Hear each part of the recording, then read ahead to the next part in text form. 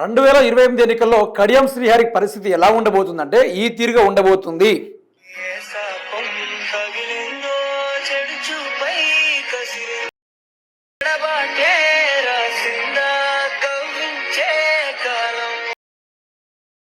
ఇట్లా ఉండబోతుంది కడియం శ్రీహరి పరిస్థితి. అలా ఎందుకు ఉండబోతుంది? ఇప్పుడు ఒక నియోజకవర్గంలో మనం కొట్టాడాలన్నా, ప్రజల దగ్గరికి వెళ్ళి నాకు ఓటైన ధైర్యంగా చెప్పాలన్నా మనకంటూ ఒకటి ఉండాలి. దాని పేరే బీఫామ్. గుర్తింపు కలిగిన పార్టీ నుంచి అది మనకి రావాలి. మనొక పార్టీ బీఫామ్ ఇచ్చినప్పుడు ఆ పార్టీలో గెలిచి ఆ పార్టీకి వెన్నుపోటు పెడిచి వేరే పార్టీలో గోడ దూకి పారిపోయే పద్ధతి కరెక్ట్ కాదు అని కడియం శ్రీహరికి పలుమార్లు చాలామంది చెప్పారు. అయినా కూడా కడియం శ్రీహరి గారు మీరు ఎందుకు సార్ ఆ పార్టీలో వెళ్ళారని అడిగితే నేను 1400 కోట్ల కోసమే వెళ్ళాను. ఇప్పుడు మా నియోజకవర్గాలు మీరు చూడొచ్చు, ఎక్కడ చూసినా కూడా 1400 కోట్ల రూపాయలతోటి స్టేషన్ గన్పూర్ని బూర్జి ఖలీఫా తీసుకొచ్చా, స్టేషన్ గన్పూర్లో కేబుల్ బ్రిడ్జి నిర్మించా, స్టేషన్ గన్పూర్లో మరొక కేబుల్ బ్రిడ్జిని స్థాపించి చిన్న చిన్న ఉన్న రోడ్లని హైవేలు చేసిండు, పెద్ద పెద్ద స్కూళ్ళు తీసుకొచ్చిండు, మెడికల్ కాలేజీలు తీసుకొచ్చిండు, స్టేషన్ గన్పూర్లో యువత చదువుకున్న ప్రతి యువతకు ఉద్యోగాలు ఇచ్చిండు. ఆ 1400 కోట్ల కోసం మాత్రమే కడియం శ్రీహరి గారు ఆ పార్టీలో చేరారు. అయితే 2023 ఎన్నికల పరంగా చూసుకుంటే కేసీఆర్ గారు ఆశీర్వదించి బీఫామ్ ఇచ్చి కడియం శ్రీహరి గారికి బీఆర్ఎస్ పార్టీలో గెలిచేటట్టుగా గెలిచి లటక్కున గోడ దిక్కి కాంగ్రెస్ పార్టీలో చేరిండు, కండువా కప్పుకున్నాడు. కప్పుకొని నేను కాంగ్రెస్ అభ్యర్థిని అని చెప్పేసి ఇక్కడ ప్రకటించుకుంటున్నాడు. అదే 2023 ఎన్నికల్లో కాంగ్రెస్ పార్టీ హవా ఉన్నప్పుడు ఆ కాంగ్రెస్ పార్టీకి ఆ ఏరియాల బీఫామ్ సింగాపురం ఇందిరా గారికి బీఫామ్ ఇవ్వడం కూడా జరిగింది.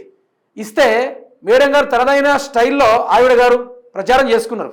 కానీ ఇక్కడ కడియం శ్రీహరి గారు గెలిచి ఇక్కడ అతను లాభాల కోసం కాంగ్రెస్లో దూకిండు. కానీ ఒక ఆడబిడ్డ యొక్క రాజకీయ భవిష్యత్తును ఖరాబు చేసిపోయిండు. ఒక ఆడబిడ్డ రాజకీయ భవిష్యత్తును ఆగం చేసిపోయిండు. వాళ్ళ బిడ్డకి ఎంపీ పదవి రావచ్చు, వాళ్ళ బిడ్డను ఎంపీగా గెలిపించుకోవచ్చు, కానీ ఇంకో ఆడబిడ్డకు మాత్రం రాజకీయంగా భవిష్యత్తు లేకుండా కాంగ్రెస్లో దొక్కిండు. 2028లో ఏం జరగబోతుందో ఇప్పుడే మనం తెలుసుకునే ప్రయత్నం చేద్దాం.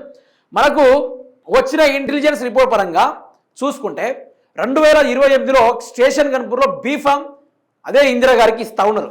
మరి కడియం శ్రీహరి గారు ఏ పార్టీ తరఫున పోటీ చేస్తున్నారు? మరి ఇటు బీఆర్ఎస్ వాళ్ళు చీగొట్టే, రాబోయే రోజుల్లో కాంగ్రెస్ పార్టీ కూడా చీగొడుతుంది. ఈ పార్టీకి మిమ్మల్ని అనవసరంగా పార్టీ ఫిరాయించిన వాళ్ళని పార్టీలో తీసుకున్నారని చెప్పేసి ఆగమేఘాల మీద ఉన్నారు. మంత్రులు కానీ ఎమ్మెల్యేలు కానీ చాలా కోపం మీద ఉన్నారు. సీనియర్ లీడర్లు ఎందరో మంది ఉన్నారు. వాళ్ళకు ఏదైనా పదవులు ఇస్తే బాగుంటుంది కదా అని చెప్పేసి సీరియస్ అవుతా ఉన్నారు, గుస్సా అవుతా ఉన్నారు. ఇట్లాంటి కథలు చూడలేకే కదా జీవన్ రెడ్డి కాంగ్రెస్ని వీడి బీఆర్ఎస్లో వెళ్ళింది. అయితే ఇక్కడ ఏం జరగబోతుందంటే మళ్ళీ కేసీఆర్ కాళ్ళు మొక్కి ఈయన బీఫామ్ తెచ్చుకుంటాడా? అసలు కేసీఆర్ దగ్గర రానిస్తాడు కడియం శ్రీహరిని? అసలు కడియం శ్రీహరి దగ్గరికి వెళ్తే కేసీఆర్ దగ్గర తీసుకునే అవకాశం ఉందా? ఏం తక్కువ చేసిండు కేసీఆర్ కడియం శ్రీహరికి అని చెప్పేసి మొన్ననే కేటీఆర్ ఉతకబాదులు బాధిండు.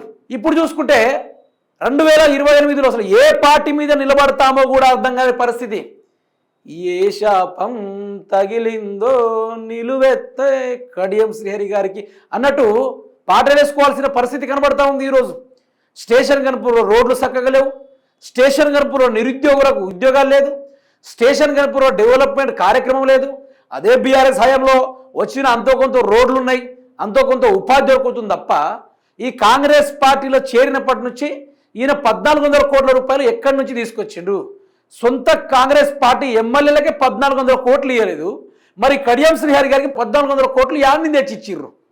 ఎక్కడి నుంచి తెచ్చిచ్చిర్రు? ఏ సంచు నుంచి తీసుకొచ్చిర్రు? వీళ్ళు బొక్కలో డబ్బులు దాచుకుంటారు కదా, ఏ బొక్క నుంచి ఈయనకు 1400 కోట్ల రూపాయలు ఇచ్చారు? గౌరవ ఎమ్మెల్యే కడియం శ్రీహరి గారికి 1400 కోట్లు యాడ్ నుంచి తీసుకొచ్చేసారు. మరి ఎక్కడ కటౌట్లు చూసినా 1400 కోట్ల రూపాయలతో పలు అభివృద్ధి కార్యక్రమాలని చెప్పేసి ఉంది కరెక్టే. మరి రోడ్లు సార్ గుంతలు లెక్క ఉన్నాయి. అదే డాంబర్ రోడ్లు, కర్రె రోడ్లు అవే గుంత ఎందుకు ఉన్నాయి? లొటుకుల రోడ్లు ఎందుకు ఉన్నాయి? మరి మీ 1400 కోట్లు పెట్టి మీరు నిర్మించిన హైవేలు అవేనా? మీరు 1400 కోట్లు పెట్టేసి ఈరోజు ఎంతమందికి ఇందిరమైన్లు ఇచ్చిర్రు? మీరు అదే 1400 కోట్ల రూపాయలు పెట్టేసి ఏ ఊర్లో వీధి దీపాలు అమర్చారు? మీరు అదే 1400 కోట్ల రూపాయలు పెట్టేసి ఈరోజు కేసీఆర్ కట్టిన ఫ్లైఓవర్లు ఉన్నాయి తప్ప మీరు స్టేషన్ గన్పూర్లో హబ్గా ఏదైనా క్రియేట్ చేసింది మనం ఉందా? కేసీఆర్ ఇచ్చిన డబ్బులు కూడా మీరే దొబ్బిత్తిరి. కేసీఆర్ డెవలప్మెంట్ చేయమని చెప్పేసి అసెంబ్లీలో మీకు మీ బడ్జెట్ సమావేశాలలో మీకు బ్రహ్మాండమైన బడ్జెట్లు ఇస్తే మీరు ఆ నియోజకవర్గాల్లో ఒక్క రూపాయి కూడా ఖర్చు చేయకుండా పర్సనల్గా ఎంత దాచుకున్నారు అనే చిట్టా ఓపెన్ చేస్తే కడియం శ్రీహరిది చాటబారం ఇట్లా వెళ్ళింది. కడియం శ్రీహరి పలు అభివృద్ధి కార్యక్రమాల పేరుతోటి శంకుస్థాపన శిలాఫలకాలు తప్ప ఆయన అభివృద్ధి చేసింది ఏది కూడా లేదని చెప్పేసి వరుసగా ఉంది. ఈరోజు వాళ్ళ ప్రభుత్వం ఉండొచ్చు, అవసరమైతే అరెస్టు చేయించవచ్చు, ఇంకేదైనా చేయించవచ్చు. ఇదే కదా, ఇదే ఆర్జీటీవీ మీద కడియం శ్రీహరి గారు ఎన్ని కేసులు పెట్టలేదు. ఆయన గురించి మాట్లాడొద్దట, అసలే ఆయన గురించి మాట్లాడితే కేసులే. సిపి గారికి ఫోన్ చేసి ఎస్పీ గారిని లైన్లో తీసుకొని ఏసీపీ గారికి ఫోన్ చేసి సిఐకి కన్వర్ట్ చేసి సిఐ గారు ఎస్ఐకి చెప్పి ఎస్ఐ కానిస్టేబుల్ చెప్పి ఇక గిన్ని కథలు నడుస్తున్నాయి. అంత పెద్ద చరిత్ర ఒక యూట్యూబర్ మీద జరుగుతాయి. దానికోసం కట్ చేసిర్రా 1400 కోట్ల రూపాయలు కడియం శ్రీహరి గారు. నేను ఒక్కడే చెప్పదలుచుకున్నా, రాబోయే రోజుల్లో కాంగ్రెస్ పార్టీ తరఫున నిలబడేది అక్కడ ఇందిరా గారే. గెలుచుడు గెలవకపోవడం అది భగవంతుడికి ఎరుకు, ప్రజల చేతుల్లో ఉంది అది. కానీ అక్కడ బీఫామ్ ఈసారి తీసుకునేది సింగాపురం ఇందిరా గారే. మరి కడియం పరిస్థితి ఏం కాబోతుంది? అక్కడ బీఆర్ఎస్ క్యాండిడేట్గా వేరే అతన్ని పెడుతుంది. బీఆర్ఎస్ పార్టీకి సంబంధించిన కేసీఆర్ గారు ఒక మంచోని తీసుకొని ప్రజల కోసం కష్టపడే నాయకుడిని చూసుకొని అక్కడ ఒక మంచోని నియమిస్తాడు, బీఫామ్ ఇస్తాడు. What about the Kadiyam Srihari? ఏ బీఫామ్తో నిలబడతాడు?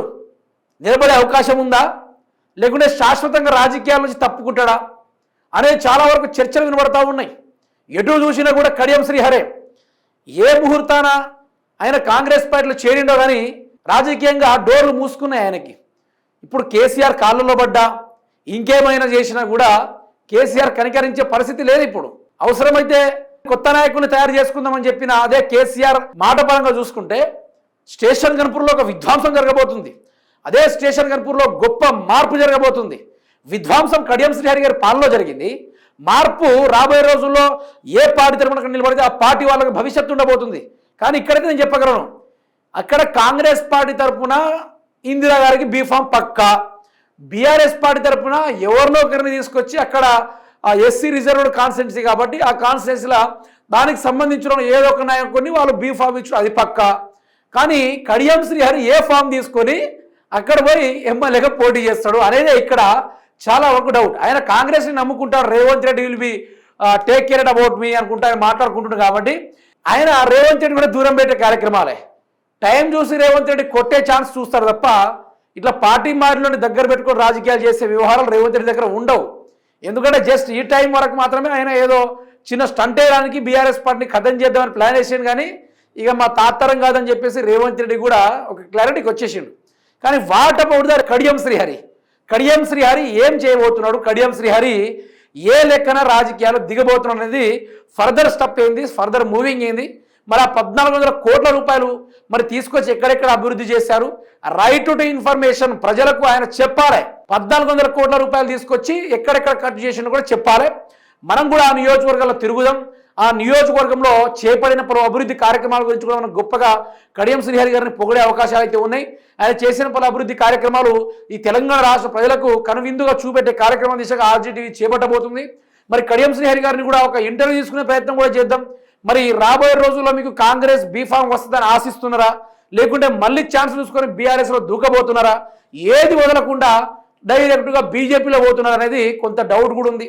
ఇక్కడ బీజేపీలో వెళ్తాడనే బలమైన మాటలు కూడా వినబడతా ఉన్నాయి.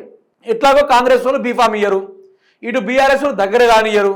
ఇక ఉన్న దిక్కు బీజేపీ ఒక్కటే. మరి లాస్ట్కి బీజేపీలో దూకి బీజేపీ నుంచి బీఫామ్ తీసుకొస్తే మరి అక్కడ ఈ పార్టీగా బీజేపీకి అభ్యర్థిగా ఎవరైతే ఉన్నారో వాళ్ళకు కూడా ఇక దెబ్బ పడిపోయినట్టే.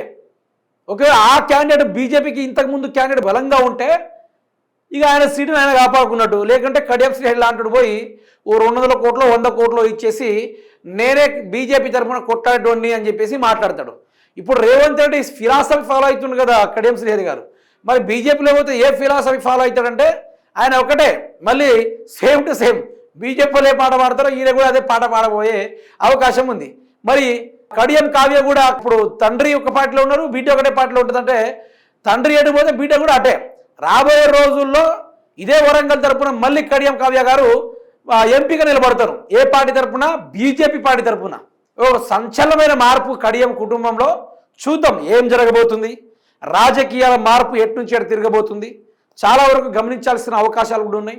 ఎందుకంటే ఒక పార్టీ మీద గెలిచి ఒక పార్టీ మీద వెళ్ళిపోయేటప్పుడు మోస్ట్లీ బీఆర్ఎస్ పార్టీ ఏమని చెప్తుందంటే హీఈస్ ఏ చీటర్ అని చెప్పేసి, he is cheating to the party అని చెప్పేసి మాట్లాడారు.